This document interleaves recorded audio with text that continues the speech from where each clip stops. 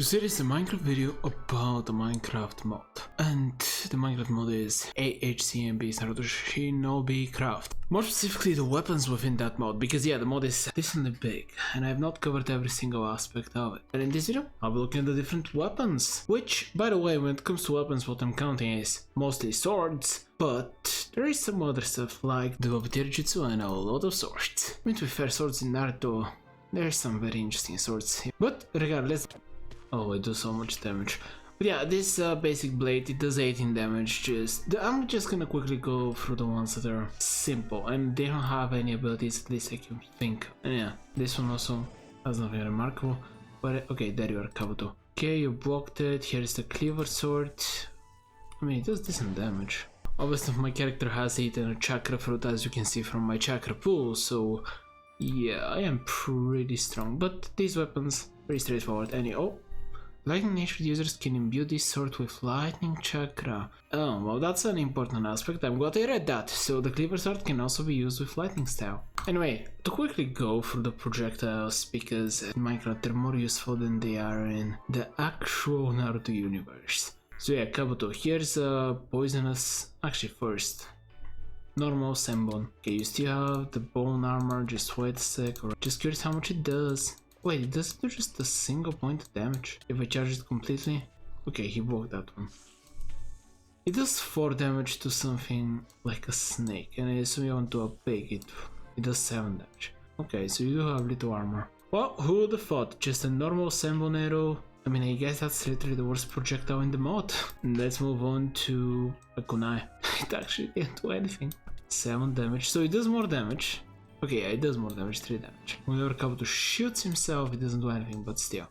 The kunai is better, I suppose. Also, another cool thing about the kunai is that it can be used as a melee weapon. A lot more damage is done, but that's mostly because I'm awesome, not because of the weapon. Now, what are the projectiles? I mean, here's the humble smoke bomb. Yes, very straightforward, very laggy, and about what you would expect. Now, I am curious, there is the poison one. Is that actually gonna influence this thing? This is fused with so many things, and I don't know, Kabuto, you're good testing them either, so it did do a little bit of damage. So good to know, do not hit your target with the bomb, do not hit your target with the projectile, because it actually doesn't even trigger if you don't do it properly. It's much smarter to hit it around them. Alright, fair enough, that's useful, that's good information to have. Now, what about the Fuma Shuriken? How much? How much damage? It does. Come on, how much damage? 22 damage. Alright, Kabuto, just don't dodge this if you would. Okay, don't reflect it either. It's very aggravating. 13 damage. I can use it as a melee weapon? I still do 46 damage, even though it does 0. Literally 0. I assume it's probably 0.5 or something, but anyway. Why do I have Samehara on me? Samehara? Why did you appear? You're for later. One of the 7 ninja swords, obviously enough, I'll cover you then. Okay, this might actually take a little longer than expected, but explosive kunai. Nice. A lot of damage was done there. It actually does more damage than I expected. Explosive kunai, useful weapon, 19. Oh no, right, I forgot that because Kabuto is from another mod I'm using, he does cause a conflict sometimes, so I really chose the bad mob for that, didn't I? Well, anyway, I'll be back in a second. A few minutes later. Alright, well, I'm testing the Mist to Jiraiya, so first things first, how much damage? 40. I mean, it's pretty good, but anyway. Next, Poisonous Senbon. Did I even test him out on Obito? I'm not sure. Not Obito, but Kabuto. Decent stuff. Doesn't do much damage, but I guess the point is the poison. Now, here's one of my personal favorites, the Senbon Unarm. So, you hold it, you throw it in the air as high as you can, and then it rains Senbon forever, everywhere. It's not forever, but until it falls, there is a lot of Senbon. It can wag you though, like a lot of things in this mod, but this is more of a weapon if you want to clean out a lot of weak entities. This is all when it comes to projectiles, I think, right? I can show this weapon. None of these have any special properties, even though technically should have at least something, but yeah. Straightforward weapons. I guess you can throw the Scythe of Madara, so that's something. But otherwise, yeah, the weapons are straightforward. However, something I really do appreciate about the mod is that all the different weapons you're carrying as long as you leave them here. Well, not always, but a lot of them actually appear on your character. Not all of them, but a decent few. Same as scrolls, etc. Just aesthetically the mod is definitely incredible. Anyway though, once again, there is a lot more, so I don't need to move on. 7 ninja swords? I guess, might as well. Oh my, look at that. Yep, as I said, first is the needle sword. Pretty neat, doesn't do that much damage. I can... Oh, you do have a power in the mod, so I can simply Spider-Man my way around with you. Oh, okay. Alright, so a simple sword with infinite string, I suppose, is the best way to describe it. How much damage do you do? 10 by being thrown. Oh, you also pull my enemy towards me. And in the Naruto universe itself, I think the special thing is that there's infinite string, technically. So that's cool about it, but in Minecraft, it's as straightforward as it is. Talking about straightforward though, we have this sword, clearly, and it actually doesn't do any damage if you're just holding it as this, the helmet splitter. Sure, one in the offhand, and obviously one in the main hand. They both do 10 damage. Right, they do this and bit of damage, but...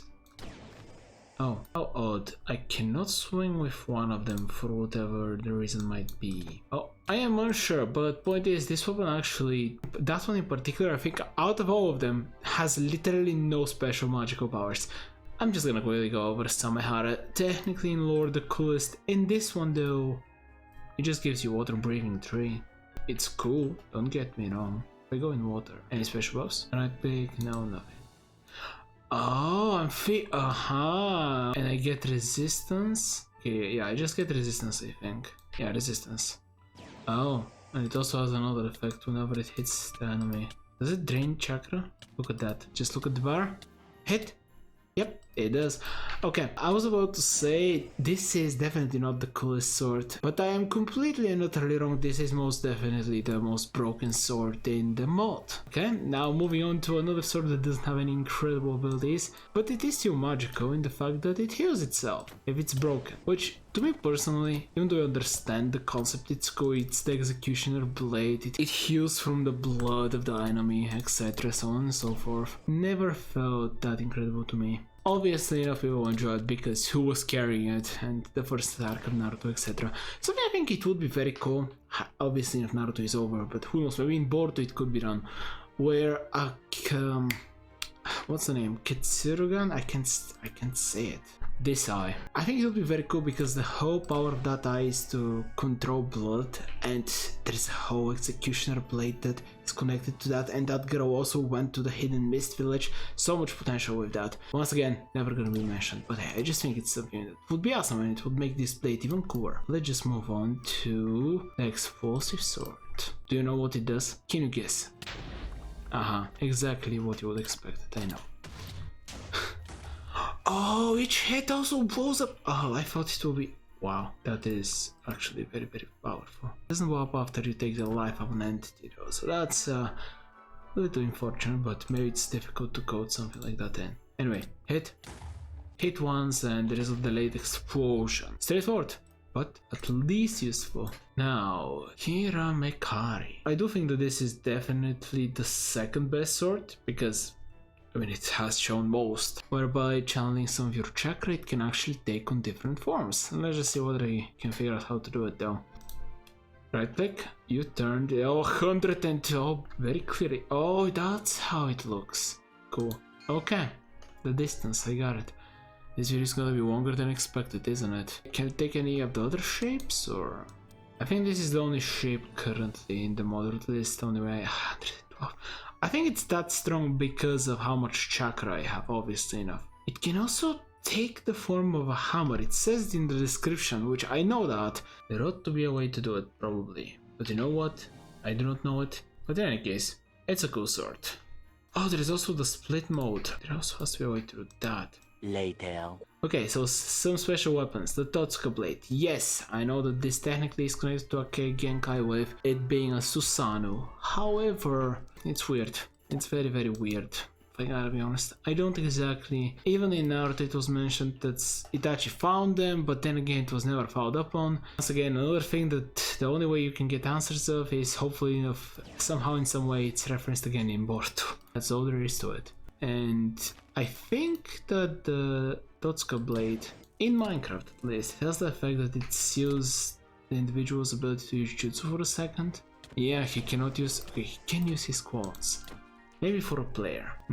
Not sure. Also, it has 20% distance. Do you know that? Now, here's the sound reflecting gauntlet. Reflected. Ah, okay. That's actually annoying to hear. But got it. That's how you do it. Well, that's cool. I really love the fact that this one is in the mod. It also causes some sort of effect. Maybe nausea or something whenever it's used. Still, pretty cool weapon. Metal gauntlet. This one, yeah, it's a metal gauntlet that you can shoot out. I don't know what else to tell you except that it's exactly that. Look at that, I grabbed this guy. Oh no, I tried to pull him in and I think I crashed because of that. Oh, that's unfortunate, isn't it? Eventually. I accidentally clicked this arm again. One eternity later. So yes, this thing. You know, this video is actually not as long as I thought, mostly because I've had so many technical difficulties. Scythe 3 blade, what does it do? I mean, it's the Jasonist, I think, whatever he was calling himself, who cares, he's a psycho. It's just a simple scythe that can be thrown, that's all there is to it. You can bring it back to you, and that's that, as straightforward as it is. Now, the only, I would say the 7 somehow is still better. But another very cool weapon that I do enjoy is the Kusanagi blade. So this one, you do this and you can actually control it. Yep, telekinetically control the blade. I adore that as a concept, and it is kind of out of aim. It gives a couple hits and then it returns to you. It's amazing. I truly one of my personal favorites. And if it again, that's okay. Come on, get him. There we go. Oh. A small thing that is actually interesting about it is if you get it stuck, you don't need to come back and retrieve it. Another weapon that really wasn't that used in Naruto, to be fair. I think it was... In how many fights was the Kusanagi blade even used? I think 2? Feel free to tell me in the comments. Now, time for the most important weapons in the mod. Let's go with... Alright, how strong are you? Especially with me being as powerful as I am, I'm curious. First, the Karasu. Oh, awesome animation. And here we have... Alright, yeah, this guy. Whoa, well, he got Rasengan very quickly. Let me try this again. Oh, is the puppet destroyed and I cannot summon it again? How fun. Okay, what about this one? Oh, it's this one, it's oh, that's incredible. I love the fact that this is actually a thing. Oh, no, I exited. I shouldn't have exited my puppet mech. Well, it is that actually. It really is. A decent bit of health. What was his name? I'll remember it. Sasori. There we go. Was puppet, or maybe puppets, I'm not sure. Let's see, because I saw an image and I have not seen it yet. Ah, no, it is a puppet cat. Oh, I can ride this guy. Have I shown the puppets before in another video? Well, once again, they're fitting for the purposes of this one, so it's kinda irrelevant. In any case, can I punch you? No, I cannot, but can I control you? Oh, Is it just a mount?